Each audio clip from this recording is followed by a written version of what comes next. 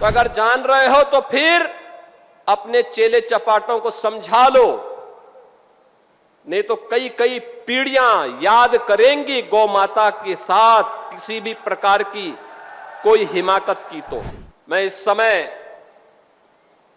एक चलन देख रहा हूं,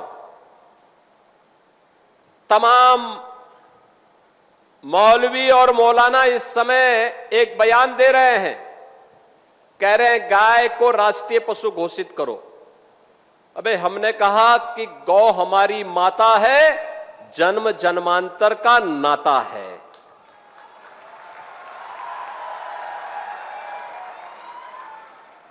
क्या मां और पुत्र के बीच में कुछ घोषित करने की आवश्यकता पड़ती है क्या? क्या किसी पुत्र को बताने की आवश्यकता पड़ती है कि तुम्हारी मां है, इसका सम्मान करो? ये हमारे संस्कार हैं। हमने अपनी मां के बारे में जो सम्मान का भाव रखते हैं वह भी, और हमने गाय को माता माना है, तो गाय तो हमारे लिए माता है, वह पशु नहीं। पशु तुम्हारी बुद्धि है जो तुम हमारी गौ माता को पशु बोलते हो। तुम्हारी सोच पशुवत है जो तुम गौ माता को पशु बोल रहे हो, और तुम्हारा ये दोगलापन है कि जो एक और गौकसी को प्रश्रय देते हो। मैं देख रहा था बकरीद में तमाम उनके चेले चपाटे अपने सोशल मीडिया हैंडल पर बकर ईद पर गौ माता का चित्र दिखा करके कह रहे थे कि बकर ईद की बधाई दे रहे थे। लेकिन मैं उनको बोलना चाहता हूं, यूपी में गौ हत्या का मतलब जान रहे हो ना क्या होगा? और जान रहे हो तो अगर जान रहे हो तो फिर अपने चेले चपाटों को समझा लो, नहीं तो कई कई पीढ़ियां याद करेंगी गौ माता के साथ किसी भी प्रकार की कोई हिमाकत की। तो मैं पूछना चाहता हूं, ये वही लोग हैं जो हमारी गौ माता को कह रहे हैं कि राष्ट्रीय पशु नहीं। अरे गौ माता तो स्वघोषित राष्ट्र माता है, उसको किसी को राष्ट्र माता घोषित करने की आवश्यकता नहीं।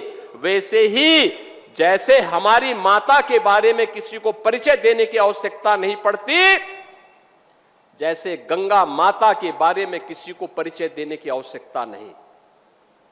हम सब गंगा माता की आरती करते हैं, गंगा पूजा करते हैं, अपने साथ गंगा पुत्र जोड़ करके अपने को सम्मानित महसूस करते हैं।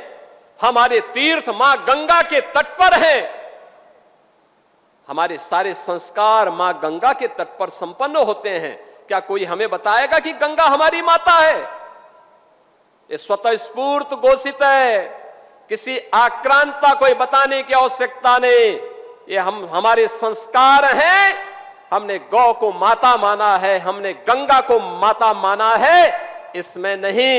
मैं केवल एक बात पूछना चाहता हूं, पाकिस्तान से उस मजहबी निर्ममता के शिकार इन पाकिस्तानी विस्थापितों के बारे में, या देश भर में फैले हुए उन विस्थापितों के बारे में इन मौलाना और मौलवियों की कभी आवाज नहीं निकली, कभी नहीं निकली।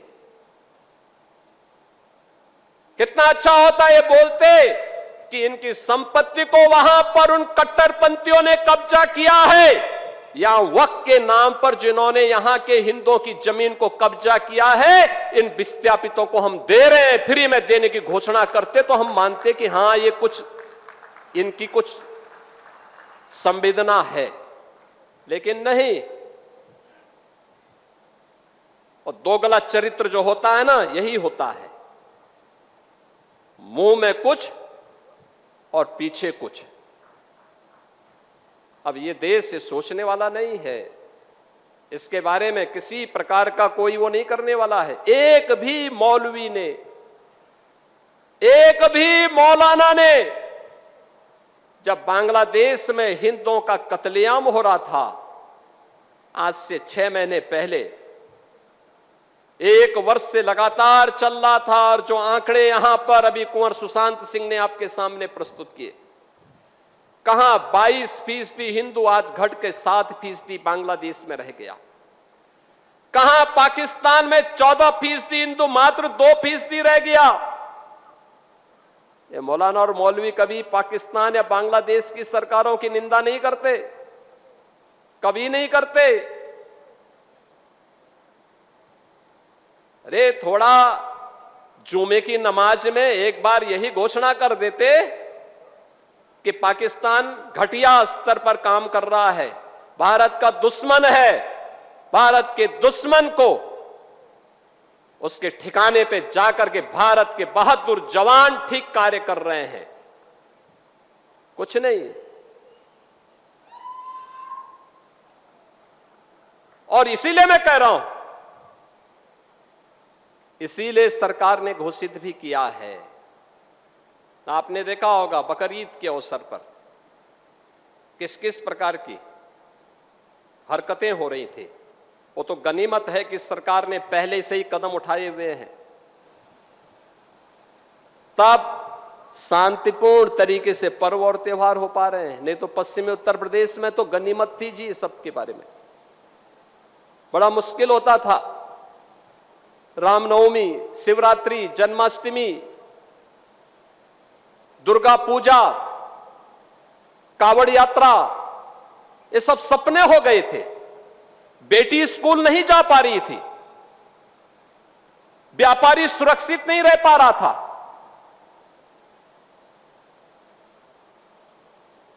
और दोस्ती, कैसी दोस्ती, आपने भी गाजियाबाद में देखा होगा।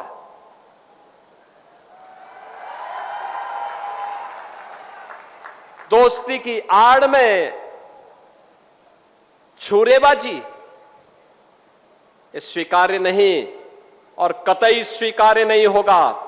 अगर कोई अपनी नालायक औलाद को समझा नहीं पा रहा है तो समझो कि गलती कर रहा है,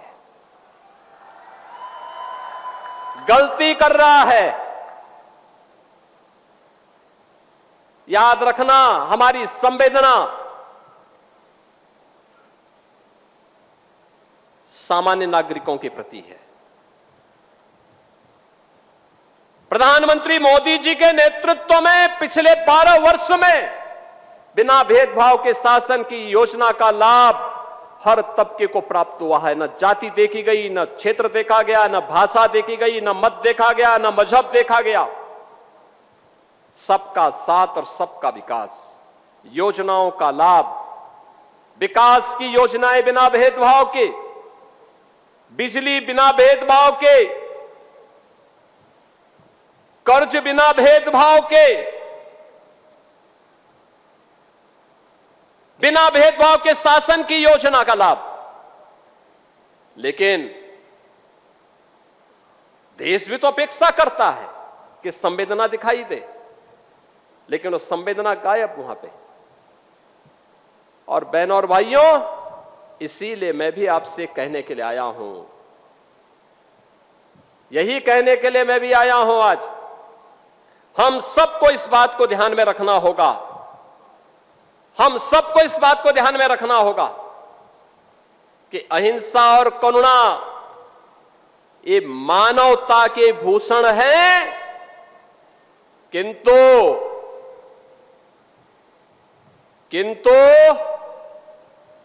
शस्त्र उठाना होगा अगर सामने खरदूषण है।